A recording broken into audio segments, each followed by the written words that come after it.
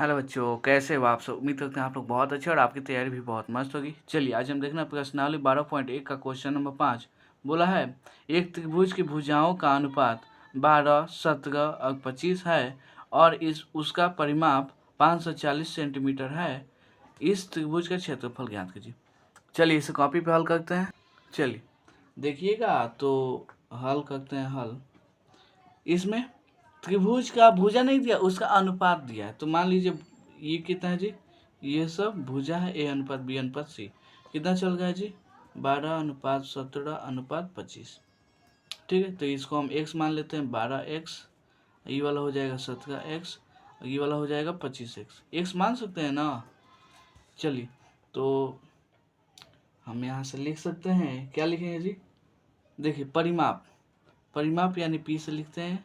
परिमाप क्या होता है जी, a प्लस बी प्लस सी, यानी तीनों भुजा के लंबाई का योगफल। ठीक है, तो परिमाप कितना दिया है जी, 540 लिख लीजिए। a का मान कितना है जी, 12x, b का मान 17x और c का मान 25x। ठीक, यहाँ पे देखिएगा तो 5, 7, 12, 12 2 14, 3, 1 4, 1 5 हो जाएगा। ठीक, तो 54 दहिया 540। तो x का मान कितना आ गया जी, 10 आ गया। x का मान कितना आ गया, 10।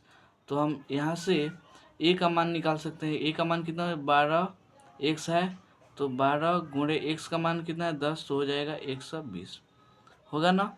और b का कितना है जी, 17x है, तो 17 गुणे x का मान 10, तो हो जाएगा 17 दहिया 170।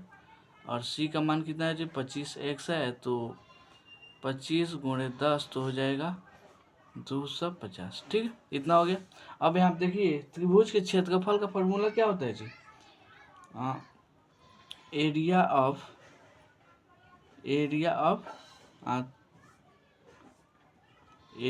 ट्रायंगल। ठीक है, कितना हो जाएगा जी, S under root S into S minus A, S minus B, S minus C, इतना होता है ना।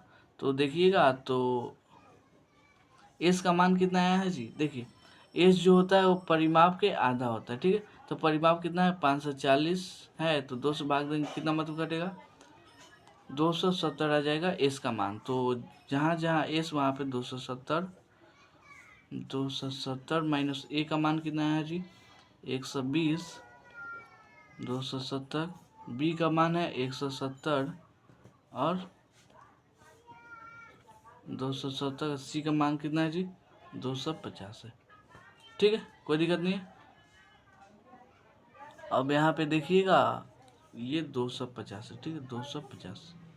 ठीक है, अब यहाँ पे आ जाइए, अंडर रूट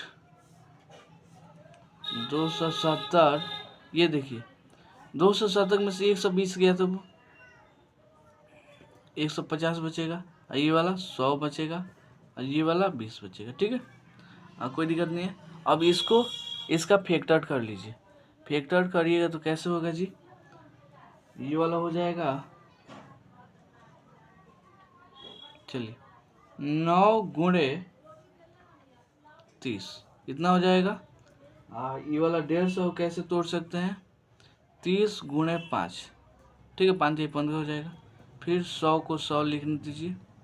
ये वाला इसको हम कितना लिख सकते हैं जी, 2 गुणे 10 लिख सकते हैं।